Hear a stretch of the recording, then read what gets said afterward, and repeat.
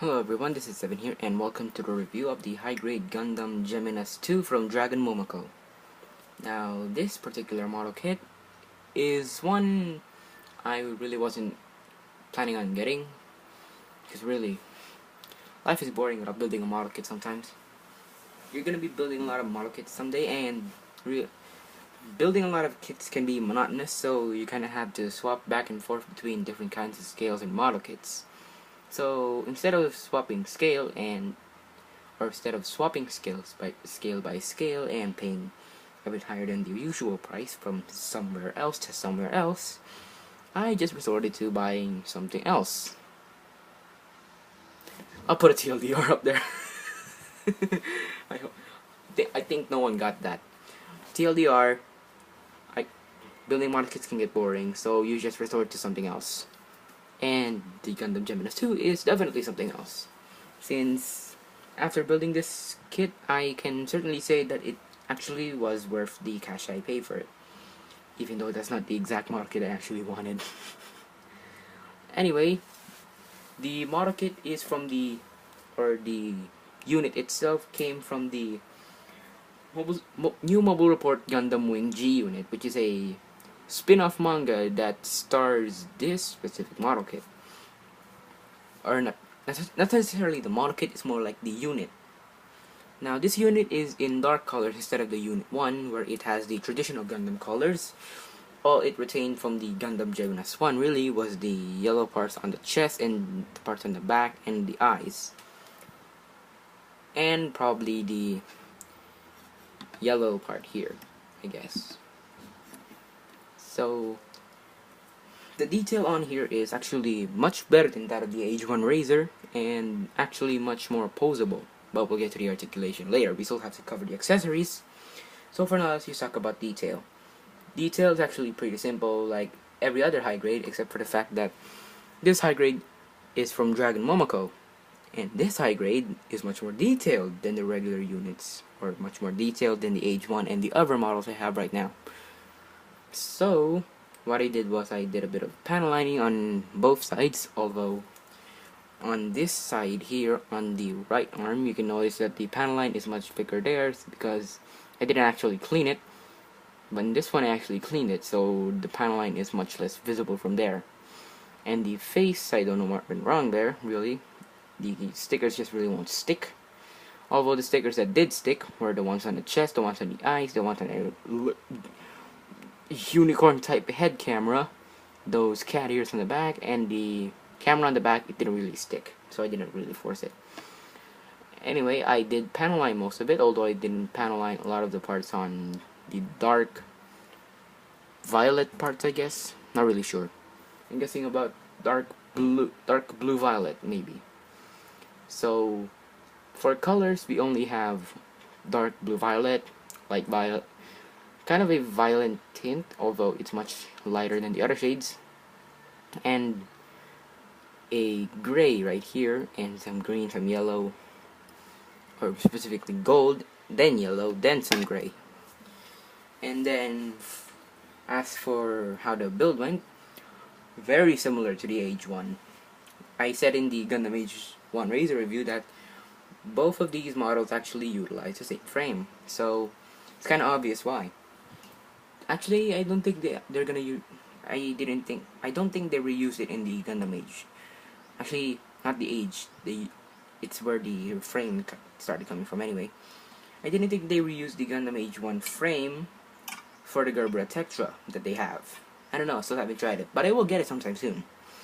Anyway, enough chit chat for now. Let's just get into the accessories. Now, if we're talking accessories, I'm just gonna have to move them back into the darkness here a little bit. Wow, the yellow still stands out from here. Now, the first thing I want to talk about is the modular gun.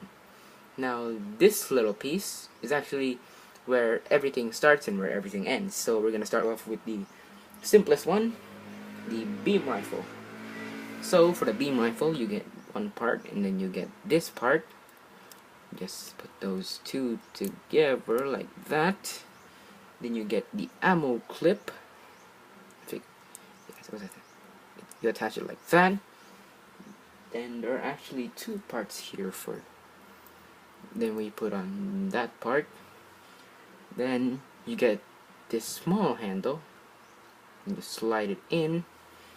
You then get this part, the main part. Just slide it on, and you now have a completed beam rifle with 3 handles. I actually kind of accidentally glued this on. Actually, done. I accidentally glued this part on. I was planning to glue this part on, the part where the handle goes. Anyway, this thing is very similar to the rifle of the RX-78-2 and 02 Gundam. This rifle. Now, quick little side note: the RX-78-2 Gundam is actually the Mobile Suit Gundam 0079. Meanwhile, the RX-78-02 is from Gundam the Origin. Cool. Now, this beam rifle looks similar to both of those. Actually, if I actually remove this, I should be able to rotate it fully. First, let me wedge this part back in. How do you fare? Oh, you fare like that. Then I attach. It can now fully rotate, although it's just gonna get hindered by this part. Anyway, now that we're done with that part, let's now remove this first. Let's move to the arguably more favored weapon of mine. Let me attach this handle first. Right there.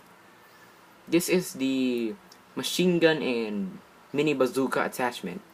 So what happens here is you wedge this part here and this part into the proper attachment part. So when you wedge it in, it looks like this. It looks kind of awesome. The grenade launcher on here on the bottom is actually looks like a bazooka from a Gundam, although the other part would be turned upside down. The machine gun actually looks quite nice, although I'm not gonna force it to wedge fully in because it might break. So let's move on to its largest accessory. Let me just remove this. Oh, don't wiggle the display, or else every market above it will fall. So first off, the prep, we get this part. Oh, it's upside down. We attach that. Where is the extra handle is already on it.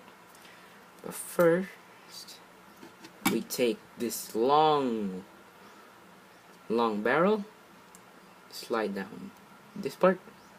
We get the modular rifle part, slide it in, and we now have the absolutely long weapon called the rifle. I guess in the description it was called a mega rifle, mega beam launcher, but it's not necessarily larger than the mobile suit itself. So technically, yeah, it is pretty big, although it's not the largest. Also, I don't understand what this part is. Is that a beam cartridge or beam cartridge? I don't know. Anyway, looks pretty good though. Not gonna lie, looks better than most weapons I've had since then. Why is the handle still here? So moving on to its other accessories. If you've already been looking at it, there are 2 beam sabers on his back, or handles of the beam sabers to be specific. I'm just gonna pull up one because technically they're all the same. So we have one here. It's actually a flat type. Now here is the long version of the beam rifle that it comes with. Oh, and here is the short version of it. Looks nice. Anyway, let me just go through the process of putting this back on. This might take a while. Oh wait, never mind. There we go. No, damn it.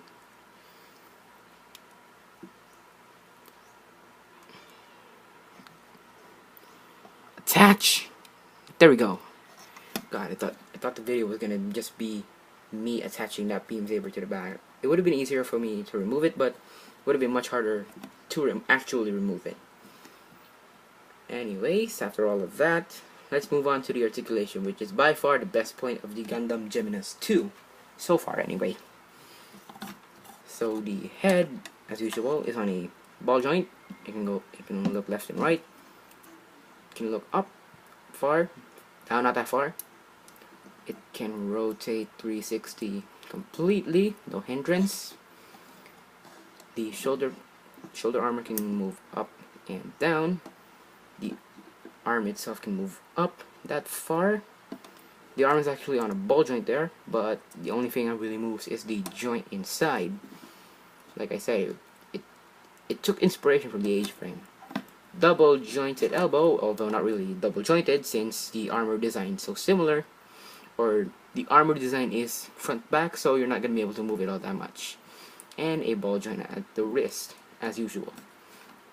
However, if you're gonna plan on moving the chest, I recommend not. You could break the model. So me, I just rotate it side to side. I'm not gonna plan on moving the ab crunch though. Higher chance of breaking the model.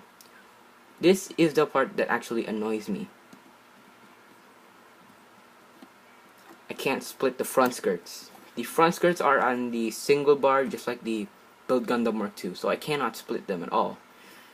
But on the Mark II, you can actually split them since they have a tab in them, and that prevents it from falling. But this one, it does not have that, so it's stuck in that position forever. Side skirts can move out pretty far. Back skirt, I actually glued this, so this one is actually the fiddly part. The legs are the same as the H1, although just different parts. Universal joints can move up, back not that far, can do the splits. There's a thigh swivel down there. Double jointed knee, kind of broken in there. And at the foot, there's actually a ankle rocker front to back not that far, but forward not really far as well. The ankle pivot, I couldn't speak there for a second. Ankle pivot, also kind of disappointing. Although that wasn't really the better point to call this thing the better model than the H1. The only reason this thing is better than the H1 is the fact that 1, it's more articulated. Number 2, it has more detail. And 3, the accessories are actually to my liking. So those 3 are the main factors of why I actually like this model over the original, or the H1. What I'm saying by original is where the frame for the model originated. Overall, the Gundam Geminass 2 high-grade model from Dragon Momoko is pretty good, or actually better than the H1 Razor. I'm not gonna go into detail. This model, just because it's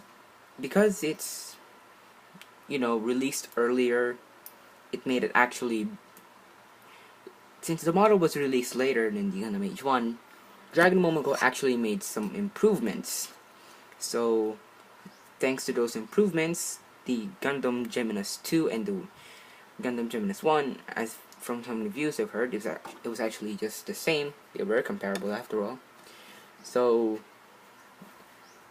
overall, the model kit was good, I do admit. But what's kind of weird though is actually this sells, actually, from what I've heard, it actually sells at a different price in some countries. But here I just got it for around 400 Philippine peso, or around $8. Yeah, $8. So I wonder how much. Go down in the comments below, tell me how much this was if you bought it in somewhere else. And if you did buy somewhere else, tell me the price. I really want to know. Anyway, that is all for the review of the Gundam Geminass 2 from Dragon Momoko. I hope you all enjoyed the review. This has been Seven with another Gundam review, and I will see you all in the next video. See you next time.